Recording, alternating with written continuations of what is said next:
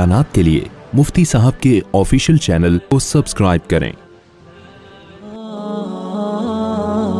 میرے عزیز بھائیوں، زکوٰۃ بھی شریعت کا بہت اہم فرض ہے۔ قرآن کریم میں اس کے لیے بہت زیادہ وعیدیں ہیں۔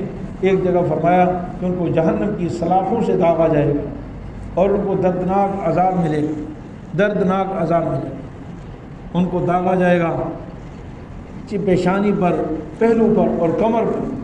یوم یحمى علیہا فی نار جہنم۔ اللہ تعالیٰ ہم سب کو پناہ عطا فرمائے۔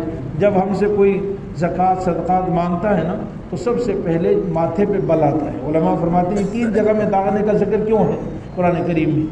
سب سے پہلے ماتھے پہ بل آتا ہے، پھر آ گیا مصیبت مانگنے کی، پھر مزید وہ جان نہ چھوڑے۔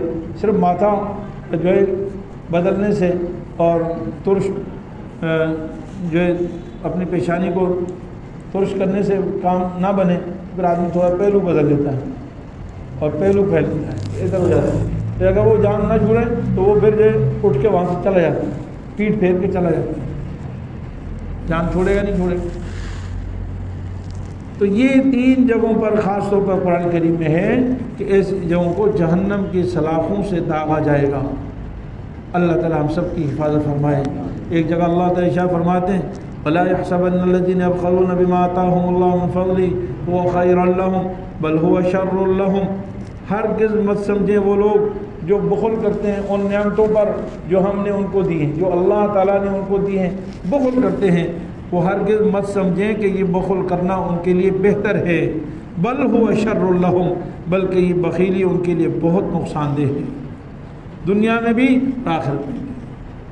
جس مال سے زکوٰۃ نہ ادا کی جائے اور اس میں جس مال میں زکوٰۃ کا مال شامل ہو جائے، حدیث پاک میں آتا ہے، مشکات شریف کی حدیث ہے، وہ مال ہلاک ہو کر رہتا ہے۔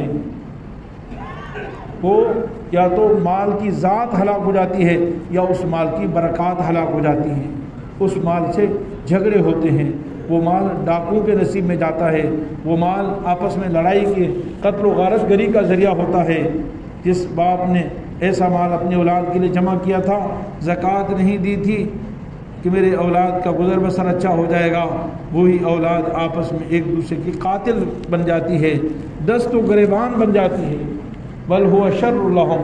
اور آخرت کی تباہی تو یقینی ہے۔ آخرت تو اللہ تعالیٰ نے سارے وعیدے ہیں کہ جی گناہ کبیرہ کرنے والے کو اگر زکوٰۃ کی فرضیت میں تھوڑا شک تھا پھر تو مسلمان ہی نہیں ہے، پھر تو دائرہ اسلام سے خارج ہے، کیونکہ زکوٰۃ کو فرض ماننا ایمان کا حصہ ہے۔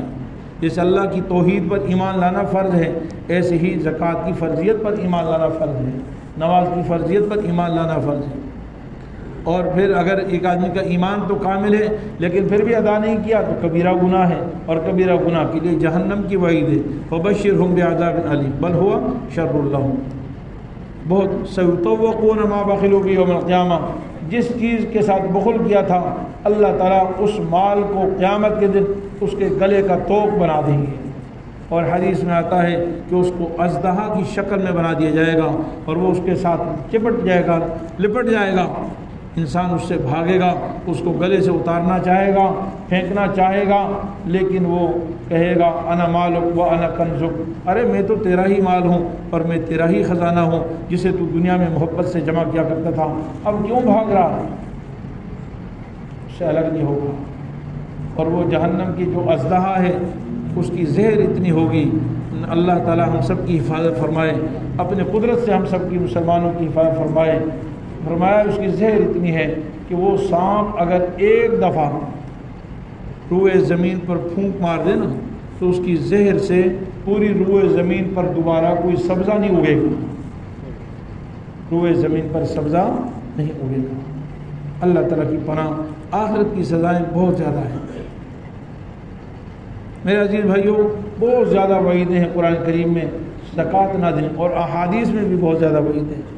جانوروں کی زکوٰۃ نہ دیں، حدیث میں آتا ہے کہ جانور فربا حالت میں آئیں گے اور اس کو نیچے لٹا دیا جائے گا، اور وہی جانور دوڑتے ہوئے کودتے ہوئے اور اس کو رونتے ہوئے یہاں سے چلتے جائیں گے۔ جتنے جانوروں کی اس نے زکوٰۃ نہیں دی تھی وہ سارے جانور موٹے تازے، اونٹ ہیں تو اونٹ آئیں گے، گائے ہے تو گائے آئیں گی، بھینسیں ہیں تو بھینسیں آئیں گی، اور وہ اوپر سے گزرتی جائیں گی اور اس کو رونتی چلی جائیں گی، اور جب پہلی جب پہلے والی جو گزر کے چلی گئی ہیں جب وہ واپس پلٹ کے آ جائیں گی، واپس پلٹ کے آئیں گی. اور حدیث میں آتا ہے یہ تو قیامت قائم ہونے سے پہلے ہوگا، یعنی جنت اور جہنم کا فیصلہ ہونے سے پہلے ہوگا. یہ قیامت تک میدان حشر میں اس کے ساتھ معاملہ ہوگا. اللہ تعالیٰ حفاظت فرمائے. تو بہت بڑی ذلت و رسوائی ہے، اس لیے زکوٰۃ دینا فرض ہے اور اس کا اہتمام کریں، سب ساتھی اس کا اہتمام کریں. مفتی صاحب کے YouTube چینل کو سبسکرائب کیجئے اور ان کے تازہ بیانات کے ذریعے اپنی علمی، اصلاحی اور فکری آبیاری کرتے رہیے. جزاکم اللہ.